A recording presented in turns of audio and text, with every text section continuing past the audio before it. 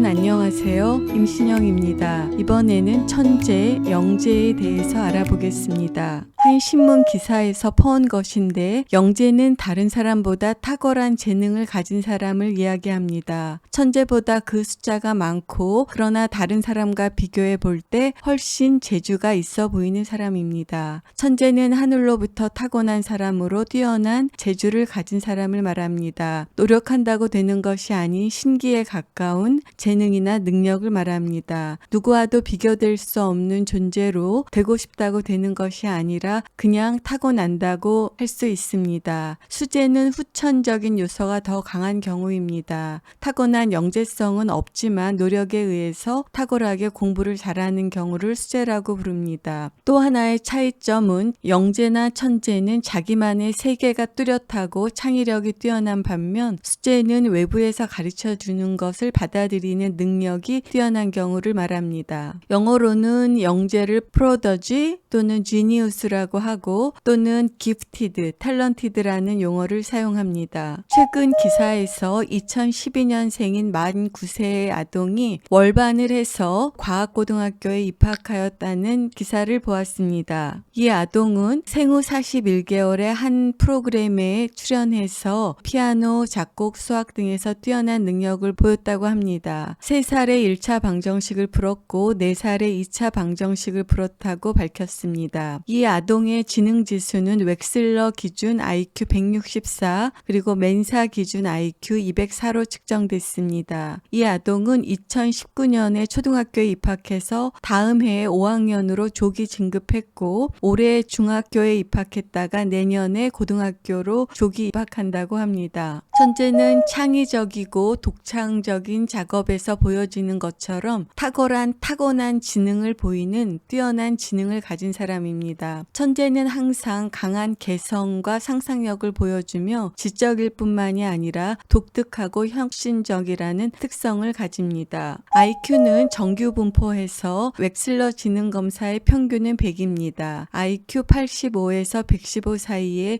68%가 분포하고 IQ 70에서 130에 95.4%의 사람들이 위치합니다. 따라서 천재나 영재는 적어도 130 이상이 되어야 합니다. 멘사라는 것은 IQ가 인구의 상위 2%에 속하는 사람들이 가입할 수 있는 영재들의 모임입니다. 멘사에서는 웩슬러 지능검사 IQ 131 이상이 되어야 멘사에 가입할 수 있습니다. 트리플 나인 소사이어티라는 것은 지능 테스트에서 상위 0.1% 이상에 드는 사람이고 이 경우는 IQ가 적어도 135 이상이 되어야 가입할 수 있습니다. 이 아동의 지능지수가 웩슬러 기준 164, 멘사 기준 204라고 하였습니다. IQ를 검사하는 방법은 여러 가지가 있는데 현재 사용하는 가장 일반적인 표준 검사는 웩슬러 지능검사이고 이 검사는 표준 편차 15를 사용합니다. 멘사 등의 가입에 사용하는 레이븐 검사는 표준 편차 24를 사용하는 지능검사입니다. 따라서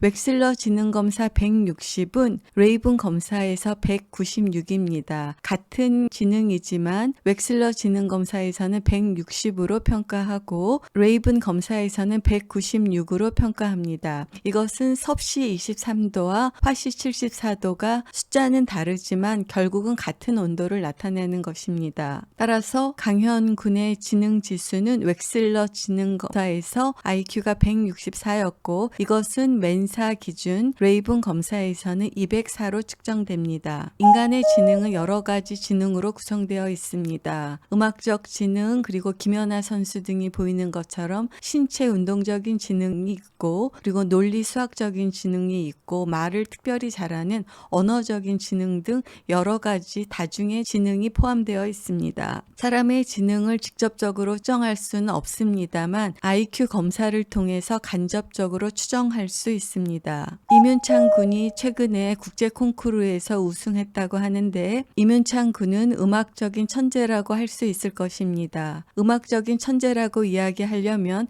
몇 가지 핵심 요소가 포함되어야 되는데 악기가 어떤 거든 또는 성악이건 기술적인 숙달을 보여야 하고 기교가 뛰어나야 하고 그 작품을 해석하는데 정서적인 깊이가 있어야 할 것입니다. 연주상에서 실수 등의 결점이 없어야 되고 무결점이어야 되고 또한 그 연주 자체의 독창성이 있어야 하고 뛰어난 이해와 다른 사람이나 그 시대의 연주를 초월한 초월성을 보여야 합니다. 또한 많은 경우에 뛰어난 기억력과 조숙함을 보여야 한다고 합니다. 또한 최근에는 허준희 교수가 수학에서 여러 가지 난제를 풀어서 필스상을 수상하였습니다. 이분은 특히 논리수학적인 지능이 뛰어난 천재, 영재라고 볼 수 있을 것입니다.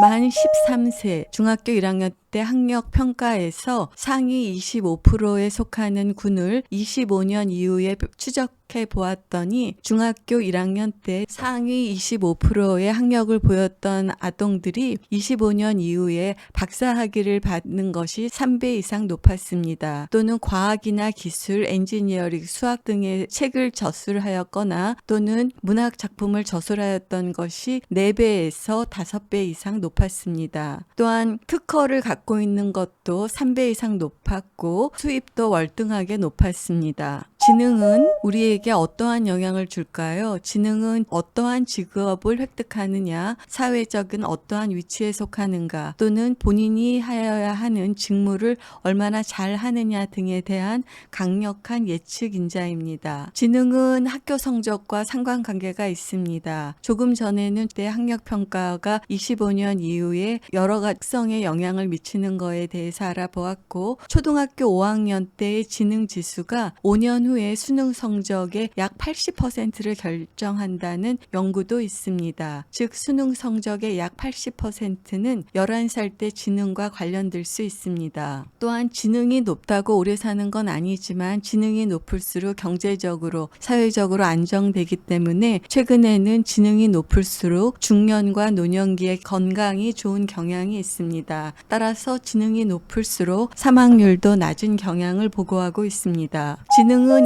인생에서 매우 중요한 요인 중에 하나이지만 인생의 성공을 결정하는 요인으로는 지능뿐만이 아니라 여러 가지 요인들이 포함됩니다.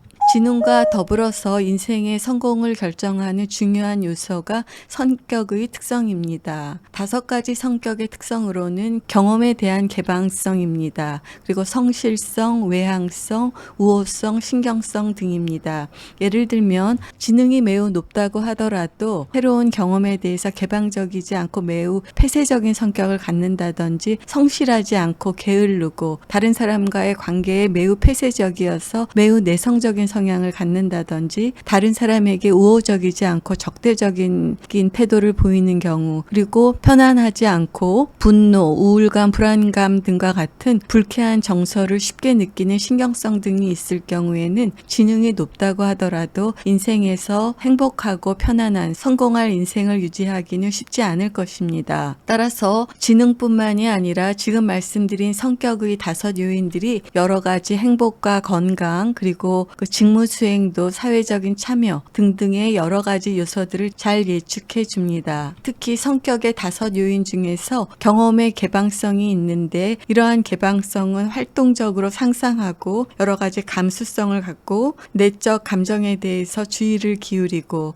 그리고 다양성을 선호하고 지적으로 여러 가지 호기심을 갖는 측면을 포함합니다. 또한 중요한 것이 intellectual brilliance, 지적인 총명성 등으로 번역할 수 있을 것입니다. intellectual brilliance는 여러 가지 요인이 포함되는데 넓은 관심을 보이고 예술적인 것, 그리고 발명, 그리고 호기심, 지능, 그리고 정교함, 그리고 복잡함, 통찰력, 그리고 현명함, 그리고 이상주의적인 태도가 이러한 intellectual brilliance, 지적인 총명함을 결정짓는 요인입니다. 예를 들면 매우 둔하고 매우 평범한 경우는 인텔렉츄얼 브릴리언스의 점수를 받을 수 없습니다. 역대 미국 대통령들의 지능 지수를 측정할 수는 없지만 간접적으로 추정해 봤을 때 가장 지능 지수가 높은 분은 6대 대통령인 존 퀸시 애담스 대통령이라고 합니다. 미국 대통령 중에서는 IQ가 140이 높은 분이 10명 이상 있습니다. 따라서 IQ가 높다고 미국의 대통령이 될 수 있는 것은 아니지만 IQ가 높은 사람들 중에서 미국의 대통령이 될 확률이 더 높을 수 있음을 알 수 있습니다. 그런데 존 퀸시 애담스 대통령이 IQ가 가장 높아서 이분의 IQ는 165에서 175로 추정했습니다. 토마스 제퍼슨 대통령의 IQ는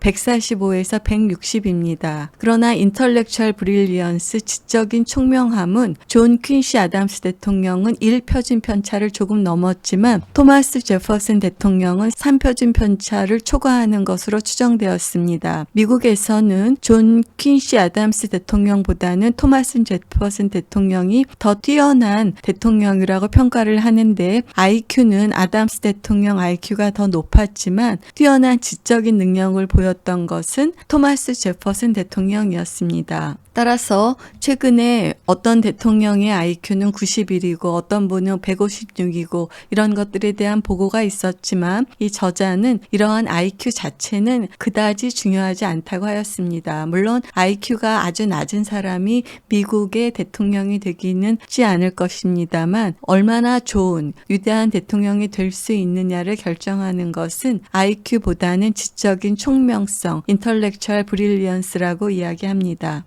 오늘은 천재, 영재에 대해서 알아보았습니다. 천재는 타고난 지능을 보이는 뛰어난 지능을 가진 사람입니다. 천재는 항상 강한 개성과 상상력을 보이고 지적일 뿐만이 아니라 독특하고 혁신적입니다. 따라서 천재가 갖는 특성은 독창성, 그리고 참신성, 개성과 상상력, 그리고 독특하고 혁신적인 면을 보여줍니다. 인간의 지능은 여러 가지 지능을 보이고 있습니다. 음악적인 천재가 있을 수 있고 김연아 선수 등과 같은 신체적, 운동적 지능이 높은 사람도 있고 허준희 교수처럼 논리수학적인 지능이 높은 사람도 있습니다. IQ가 높다고 하더라도 여러 가지 성격적인 특성이 균형적으로 되어 있어야 천재가 인생에서 성공할 수 있습니다. 따라서 5가지 성격의 특성 요인은 경험에 대한 개방성, 성실성, 외향성, 우호성, 신경성 등이 적절하게 잘 유지되어 있어야 합니다. 경험의 개방성도 중요하고 또한 지적인 총명성이 중요합니다. 더 높은 지능과 더불어서 경험에 대한 개방성, 지적인 총명성 등이 있을 때 훌륭한 업적을 낼 수 있고 성공적인 삶을 살아갈 수 있습니다. 여러분 경청해 주셔서 감사합니다.